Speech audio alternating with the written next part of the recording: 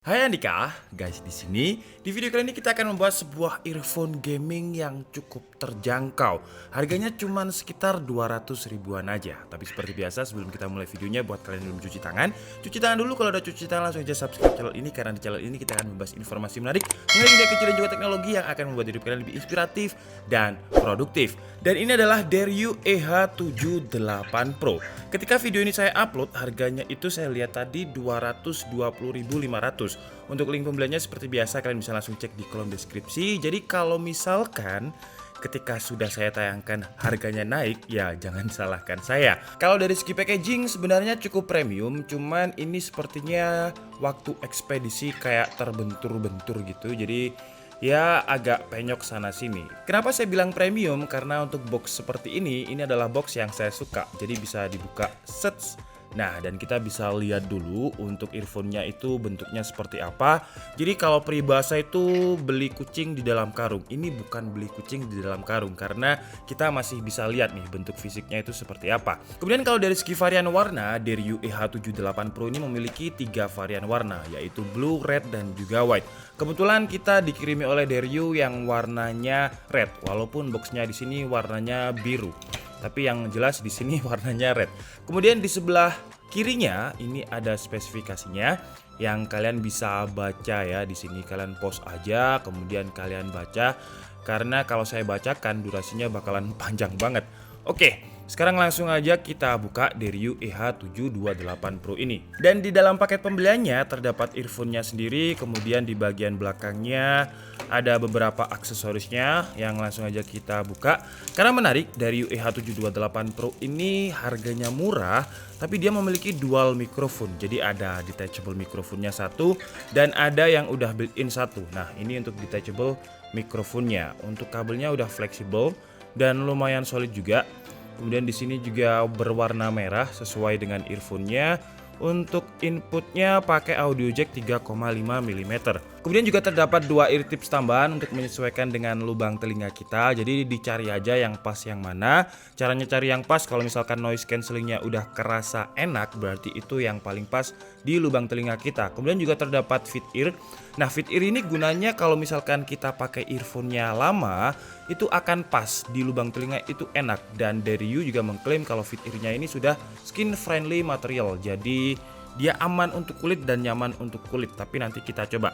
Kemudian sekarang langsung aja kita bahas untuk earphone-nya. Nah, ini dikasih plastik seperti ini mungkin biar tidak kena debu. Dan ini adalah Deryu EH78 Pro-nya. Kalau desainnya sih menurut saya terlihat gaming, tapi nggak terlalu mencolok gitu ya. Karena merahnya ini warna merah marun, kemudian logo Deryu-nya juga simple dengan desain yang semacam kayak panah, arah panah kanan kiri seperti itu. Kemudian udah ada ear tip bawaan dan juga fit ear bawaannya juga udah ada. Untuk kabelnya menurut saya sih bukan kabel gaming, jadi kabel earphone standar di harga 200 ribuan. Kemudian turun ke bawah terdapat menu kontrol untuk volume up, volume down. Ini kalau nggak play and pause berarti mute. Kita coba aja nanti ketika kita tes untuk kualitas mic-nya. Dan mic-nya 2 ya, jadi di menu kontrol ini juga ada mic-nya. Dan karena dia dual mikrofon, berarti di salah satu earphone-nya, nah ini ada lubang untuk audio jack-nya. Kita tinggal pasang aja seperti ini. Sets. Nah, dan untuk sekelas earphone gaming yang murah dengan harga cuma 220.500 udah pakai konektor Type-C seperti ini.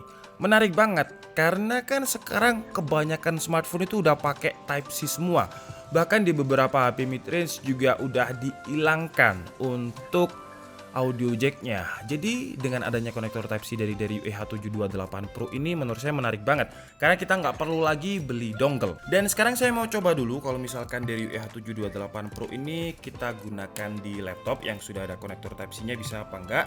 Dan untuk kabelnya juga lumayan panjang ya, kira-kira segini, jadi cukup panjang. Nah, oke, jadi sekarang kita coba. Oke, jadi untuk suaranya bisa ya kalau misalkan kalian punya laptop dengan konektor Type-C. Kalau misalnya saya tempelkan, kedengaran nggak ya? Kedengaran harusnya ya. Nah, jadi cuman bukti aja kalau dia bisa. Oke, jadi untuk kualitas suaranya ketika saya coba untuk dengarkan musiknya NCS, Julius dan Zeus, Krona Invisible judulnya. Suaranya itu tipikal suara yang dominan bass, jadi bassnya imersif banget.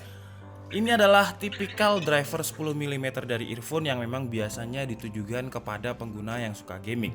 Karena suara bassnya dominan, jadi contohnya ketika kita main PUBG, suaranya itu bakalan bass boosted banget. Jadi suara step, kemudian suara bom, suara tembak itu bakalan lebih terdengar lebih imersif gitu. Dan yang kalian dengarkan sekarang ini adalah suara dari Dario EH728 Pro tanpa mic detachable-nya. Jadi masih mic yang built-in ini. Ya, kira-kira seperti ini suaranya. Kalian bisa tulis di kolom komentar. Menurut kalian gimana nih kualitas suaranya? Di belakang saya itu ada suara AC, kemudian PC saya juga nyala. Jadi apakah secara noise cancelling mic-nya bagus? Kalian bisa tulis di kolom komentar. Dan sekarang kita coba untuk yang detachable mikrofonnya. Dan yang kalian dengarkan sekarang adalah kualitas mic dari yang detachable tadi, yang sekarang udah nempel di telinga saya ya. Kira-kira seperti ini suaranya, dan untuk mic-nya ini dia fleksibel. Jadi kalau misalkan mungkin menurut kalian terlalu dekat dengan bibir ya tinggal dijauhkan seperti ini. Kalau misalkan suaranya kurang jelas ya tinggal ditempelkan seperti ini. Nah, kira-kira menurut kalian bagusan mana? Mikrofon yang built-in atau mikrofon yang detachable?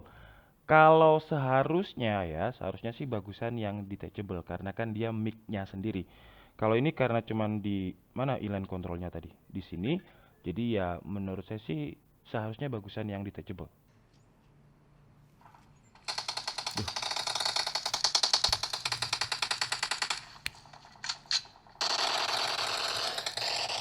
Oke, jadi tadi sudah saya coba untuk main PUBG 1 match ya, dan ada hal yang menurut saya menarik di sini. Jadi kalau misalkan saya pakai Huawei Nova 7 yang dia tidak memiliki audio jack, dari EH728 Pro ini bisa dipakai. Cuman kalau misalkan saya pakai di Realme 7 ini ada audio jacknya, dan ketika saya tadi coba untuk main PUBG nggak bisa. Jadi apakah kalau misalkan sebuah handphone yang udah ada audio jacknya, audionya harus masuk di audio jack?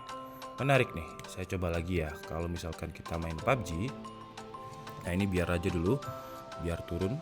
Nah, padahal ini sudah saya tancapkan ya, dan kalian bisa dengarkan suara PUBG-nya. Tuh. Mungkin karena memang dia satu-satunya input audio itu ada di audio jack sini, jadi nggak bisa.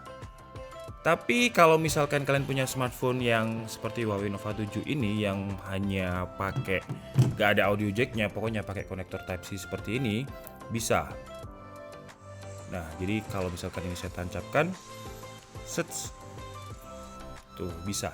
Jadi suaranya udah di sini. Dan kalau untuk kualitas suaranya ketika digunakan untuk bermain game seperti perkiraan saya di awal tadi, karena suara bassnya imersif banget. Nah, ini suara step saya jalan aja, karakter saya jalan aja terdengar dengan jelas banget. Jadi untuk step kawan saya coba ya, itu ada nomor 2 di situ. Nah, itu juga jelas banget karena suara bassnya lebih imersif. Jadi kalau digunakan untuk bermain game sih ya enak banget, karena ini adalah memang segmennya digunakan untuk bermain game. Nah, jadi suara tembakan yang saya dengarkan di sini ya, oh itu bener, karena suara bassnya itu imersif banget guys. Oke lah, jadi mungkin cukup segitu aja video review dari Dario EH728 Pro kali ini. Dan kesimpulannya menurut saya dengan harga 200 ribuan, 200 ribu kecil ya, 200 ribu, 20, 500 ketika video ini saya upload. Jadi kalau misalkan harganya naik, tolong ya jangan disalahkan saya, karena kemarin ketika saya nge-review handphone harga 1 jutaan kemudian harga pasarnya jadi 2 jutaan, yang dibully saya, katanya penipu. Kan saya nggak ikut jualan, kok saya yang disalahkan. Pokoknya ketika video ini saya upload harganya 220.500, dan kelebihannya dengan harga yang saya bilang cukup terjangkau.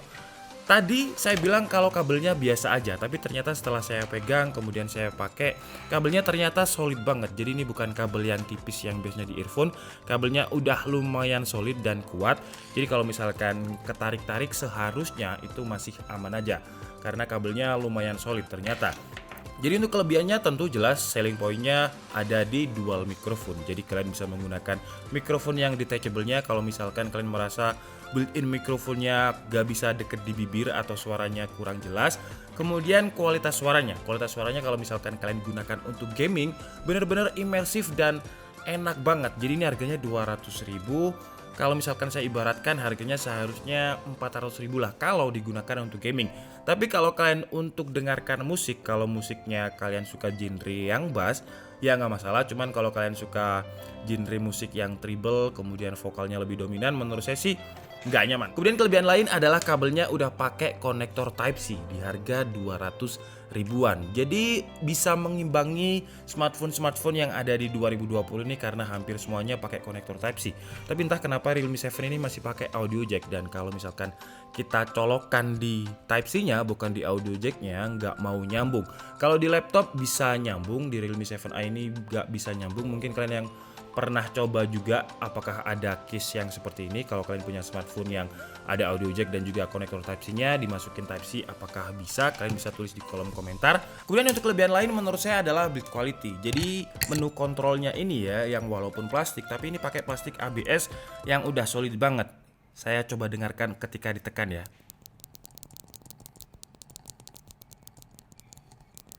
Nah, jadi suaranya itu enggak cetak-cetak. Suara yang murah itu kan bisa didengarkan ya. Biasanya cetak-cetak.